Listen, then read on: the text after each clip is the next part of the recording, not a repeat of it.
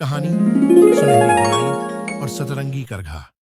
किरणपुर नाम के एक छोटे से गांव में अदिति नाम की एक गरीब बुनकर रहती थी। अदिति के हाथ के बुने कपड़े बहुत मजबूत होते थे, लेकिन उसके पास नए डिजाइन और रेशम खरीदने के पैसे नहीं थे। इसलिए उसकी सादियां कोई नहीं खरीदता था।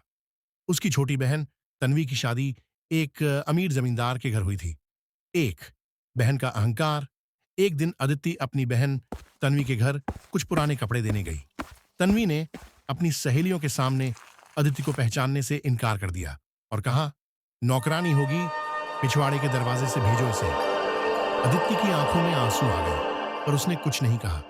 वह वापस लौट रही थी कि रास्ते में उसे एक घायल हिरण मिला, जिसके पैर में कांटा चुभा था। अदिति ने अपनी फटी हुई चुनरी फाड़कर हिरण की पट्टी की और उसे अपने हिस्से का पानी पिलाया। 2 जादुई आशीर्वाद। अचानक वह हिरण एक दिव्य पुरुष, वन देवता में बदल गया। उन्होंने अदिति की दयालुता देख उसे एक सतरंगी करघा, वीविंग लूम, भेंट किया। चेतावनी, बेटी, इस करघे पर तुम जो भी बुनोगी वह असली सोना और रेशम बन जाएगा। लेकिन याद रखना, यह केवल तुम्हारी मेहनत और जरूरत के लिए है। यदि इस पर कभी किसी लालची इंसान का हाथ लगा तो यह करघा उसकी सीरत को उसकी सूरत बना देगा। 3 चमत्कार और प्रसिद्धि। अदिति ने घर आकर सूती धागा चढ़ाया और जैसे ही करघा चला, वह धागा शुद्ध सोने के तार में बदल गया।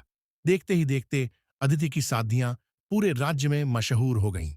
उसने एक बद्धी दुकान खोल ली और गांव की उन विधवा महिलाओं को काम पर रखा जिन्हें समाज ने ठुकरा दिया था। 4 तन्वी का लालच और अंजाम।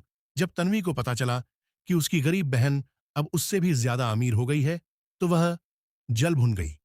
एक रात वह चुपके से अदिति के कारखाने में घुसी और उस जादुई करघे को चुराकर अपने महल ले आई।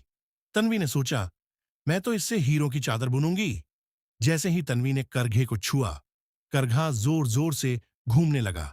तन्वी का महल गायब हो गया और वह खुद एक बदसूरत भिखारी के रूप में तब्दील हो गई।